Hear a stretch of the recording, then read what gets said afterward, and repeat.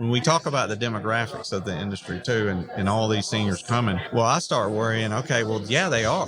But are we going to price ourselves out of the market? Is it going to be so expensive to live in assisted living or memory care that all those people that are turning 80 and 82, can they even afford us at that point? So it's a lot of what ifs coming. Welcome to Season 6 of Bridge the Gap, a podcast dedicated to informing, educating, and influencing the future of housing and services for seniors.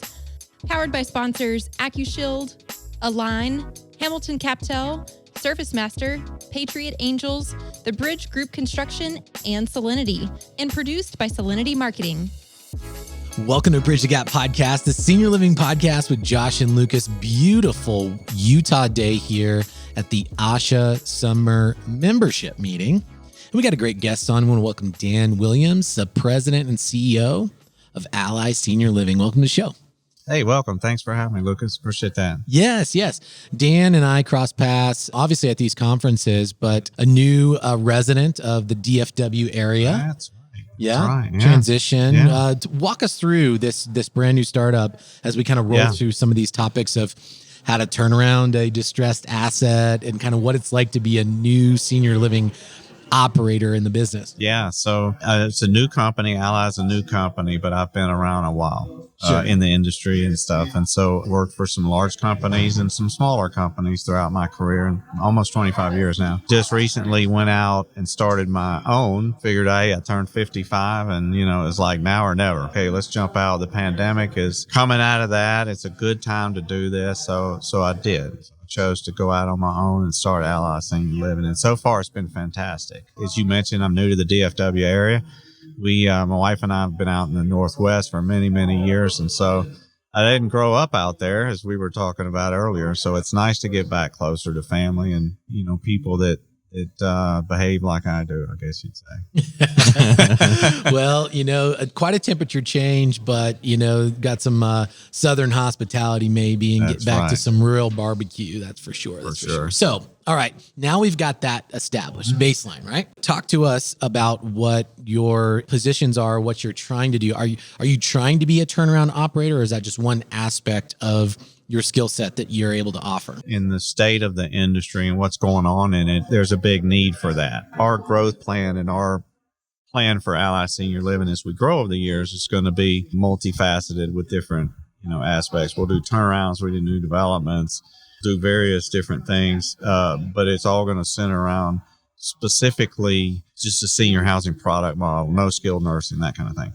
As you know, during the pandemic, occupancy went down as an industry quite a bit. We haven't completely rebounded, although it has been getting a little bit better. But what that's created is a lot of lenders' maturity notes. I mean, the maturity on their notes are coming due. Owner-operators or specific owners that don't operate who are looking for a solution because the banks are breathing down their neck. The loan's coming due and the building's not stabilized, the occupancy's not stable. We can put our skills to the turnarounds and do pretty good. And so far, that's been our bread and butter for the last year. We've done several turnarounds. That sounds a lot easier than what it is. I would say, Lucas, you're also in the turnaround business with the renovations and that specialty. But can you unpack a little bit about what has been some of your ingredients to success in a short time in these turnarounds, coming out with a new brand? And from my experience, it's a lot different than just your shiny new community that's coming out, launching a new brand, and you've got all that excitement. Mm-hmm. Talk about some of the challenges and how you're overcoming those, the strategies you're using. It's a lot different than it is opening a new building. Throughout the years in my career, I've opened 30 plus new developments throughout my career. I started my career working in a building as like an assistant manager, and I lived in that building. Cook didn't show up. I was scrambling eggs, and I had 117 seniors that I had to take care of. I took it really, really serious about my responsibility to do that. After a little time, I got good at it. So the company put me out there doing turnarounds. So at a younger in my career, I spent a lot of time going to buildings that weren't performing well and flipping those around so they would perform well. So going into it now with my own company, I have a little bit of that I can fall back on, that experience. And and wisdom from those days to apply it now and help out some buildings. So when you go into a distressed asset, there's several things that can be wrong. And there typically is several things. There's not really just one. It can be a leadership thing. It can be the previous operator, a leadership thing on their part of not enough training for the executive director, not enough for the team that's in the building. It can be a rate issue. Maybe they're overcharging. It can be a physical plan issue. Lucas comes in and helps out on those. That it's just old and outdated. They're trying to charge too much or what have you. But I'll visit every market and I'll talk to all the competitors. I kind of go in under the guise that, hey, I'm here doing a market study. I just want to ask some questions. I don't act like I'm buying or so looking for my mom or anything. But you get those probing questions and you can kind of start determining what the root cause is for the poor performance of the building. There's several things that we do, right off the bat.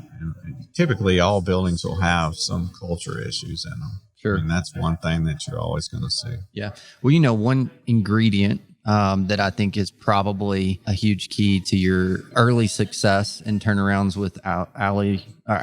Sorry. We were talking about that earlier. Yeah. People have been calling it Ally instead of Ally. Yeah. So for our listeners, it's Ally. Ally. Oh my gosh. Now that's going to be stuck in my head. So, but at Ally, your success, one of the things I think is you just kind of brush through in your experience of opening and living. I think that's such a cool thing that more people should experience that are in operations. But the commitment that you're going to do whatever it takes to get it turned around, whether I need to be the chef one day or whatever. And I think that's something that really separates a lot of the really good operators from the operators that I would almost classify as more asset managers, meaning that they're looking at the financials. They've got a host of regionals out there that they're telling, go get it, boys and girls, bring me back a good financial spreadsheet. But when you're really rolling up your sleeves in these properties and diagnosing what has gotten them off the tracks this far, as you said, it's not normally just one thing. And that requires a certain level of commitment and a unique style and experience of operating that I think, and I would assume that's probably what you attribute to a lot of y'all's early success. Am I right? Yeah, absolutely. I talked to a lot of capital folks. I talk to a lot of investors that own buildings. And sometimes what they'll do is they'll look at, okay, well, you need this system and you need that system and you need this and have this. And then this CRM is going to help you do that. And this is going to do. It's about the people in the building running the building. And it's about the residents in the building and the people taking care of them. So you have to diagnose and you have to work on the culture first and foremost before you can start wanting to roll out these different things. And a lot of capital providers and partners that I've talked to over there, they get mad because I'm not doing what they think I should be doing. But I've been there and I've done that, so I know what we should do and what we shouldn't do, and I know what you typically will work and what won't work. And so kind of butt heads a little bit.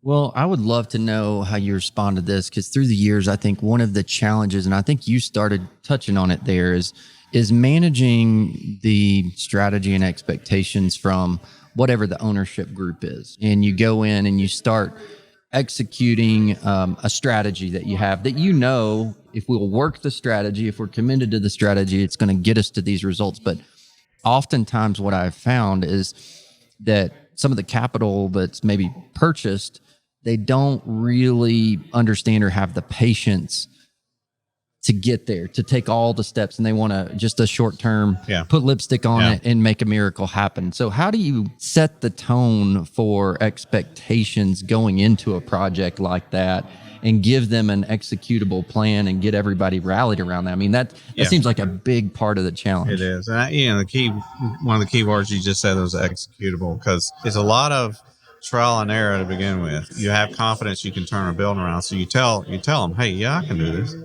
I'm fine. Don't worry about it. Just go look. I'm like, you got spreadsheets. I get it. Go look at those spreadsheets. Let me do this. Okay. But their patience runs out. Yeah. And I get it. I mean, they have, the pressure comes all the way down. Money makes the rules. It can come from the lender. It can come from the LP equity. It comes from GP. It comes all the way down. And you're down there trying to execute, certain plans that will turn that building around, managing those expectations. I have people that work for me that do it much better than I do, because I get a little impatient myself, frankly. All in all, when you get a capital provider or an owner investor that's been in the business a while, they understand that you can't flip them overnight, typically. I mean, sometimes you can, but that's rare. It takes patience. It takes executing a plan over and over. And a lot of times these turnarounds, they depend upon the leadership in the building. You got to change that out. The fact is, most, when I do a turnaround, I would say that, unfortunately, and this is not the way that we go look at it, but after 6 to 9 months, there's usually no department heads left. A lot of the building staff has turned over. They've either their choice or by our choice, had to be replaced, or they've chosen to go work for somebody else where they're better fit. While you always try to hire the best person, you really don't know that until they get in there and start performing. And then you give a little time. And if you go through that 2 or 3 times to find the right person, well, that's stretching it out. And in capital, usually that's tough on them. It's tough on them. But luckily, we've been able to come up with some good screening systems and stuff and hire better. I'm assuming you guys either probably have or will work together, you and Lucas, on repositioning these assets from the, lack of a better term, the physical plant, like changing the environment to be a winning, wholesome, welcoming environment, to provide better environment and care to the residents. Do you find that when you're getting into these projects, how big of a piece is that nowadays? Because I know you talked about leadership and changing that culture. I'm assuming we've got a lot of probably marketing and PR efforts to kind of change maybe some of the bad reputation, but how much is the repositioning piece? Is that something you're dealing with before you ever take over and giving them a temperature measure on what they're going to have to spend? Or is this something you just kind of get in there and figure it out as you go? As an operator, you have to feel confident you can sell the building to the public. I've got some buildings right now that are in our 9-building portfolio that are 35 years old. They've been through 2 or 3 remodels, and they still need a 4th one. I go in and look at a building and go, you probably need about X amount of dollars in CapEx. And what we need to do is focus on the presentation of the building. When you come in the building, what's the marketing sizzle? Do we have a bistro? Do we have those things to compete against competitors out there that we need? And does it look nice? Is it clean? Is it all that kind of thing? Getting them to fork over $5 million or $1 million or $2 million is a different ballgame sometimes. But I've found that over the years, it's better to be real with them and go, look, you want me to come in here and sell this building and get market rates and compete a bit against the building down the road that's 2 years old, and you want to charge the same, and your building looks like crap. Okay, so you need to put money in, or you need to figure this out, or we're going to have to go lower rates, and we're going to have to do some kind of strategy that makes it the price leader in the market. Those are tough conversations sometimes to have, because I sit and I want the job. I want the job, and do I tell him what he wants to hear, or do I tell him reality? And so telling reality is a lot better to do. Sure. So as a newly branded operator, doing the things that you're doing and all the challenges, what would you say over the next 3 to 5 years for our industry, in spite of all of what the talking heads say the problems might be? What do you think the challenges will be that we have to put at the forefront and have to focus on fixing first in our industry? First thing that comes to my mind is staffing. And I try to remind people too, when I talk about staffing, is we had a crisis of staffing, hiring people before the pandemic hit. We were trying to figure out the keys to staffing back then, because we couldn't find employees, and wages were going up and stuff like that. It just became so much worse during the pandemic. And now we're coming out of it. Our government gave a bunch of money out to people, and they wanted to sit at home, or they wanted to do whatever they could for a while. And that drove the wages up in our industry, which, by the way, needs to go up for the caregivers. They're the hardest working people in the building. They need to be paid accordingly. And unfortunately, over the years, our industry just hasn't really grasped that concept. I hope that changes now. The demographics are there. We all know that. We all know that here they come.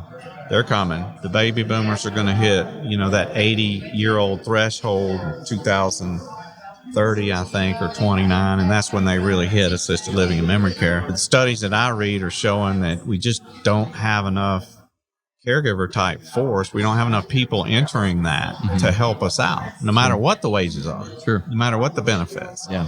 So I think that's a huge thing, and for us is to figure out, what are we going to do? How do we attract and how do we keep? How do we pay wages? The second part of that is the expectations that investors have, which is hard.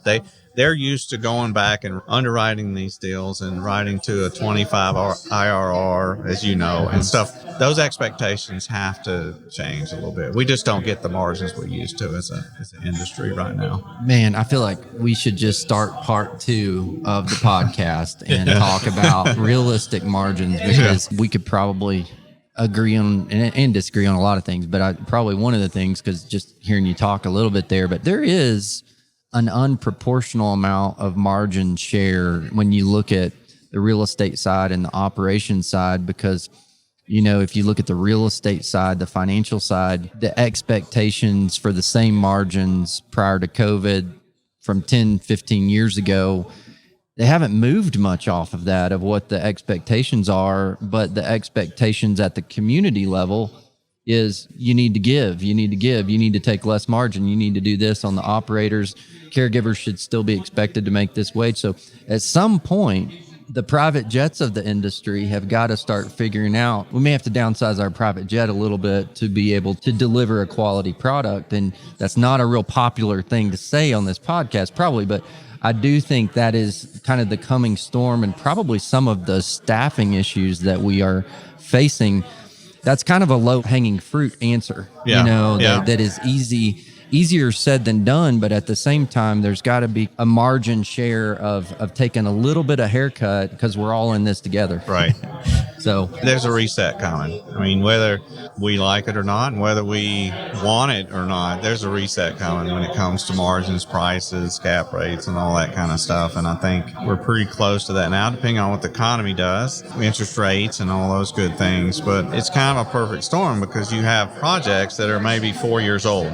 And so they're a 5-year cycle. They sold the investment on the fact that in 5 years, we're going to exit, sell it or recap it, and we're going to get our investors back this margin, this amount. It's called an IRR, but for the sake of things, we're going to get them back X amount of dollars.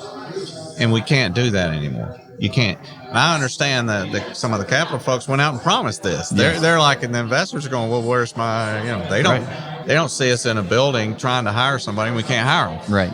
They don't see all those things. They're just like, where is this coming back to? So when we talk about the demographics of the industry too, and all these seniors coming, well, I start worrying, okay, well, yeah, they are.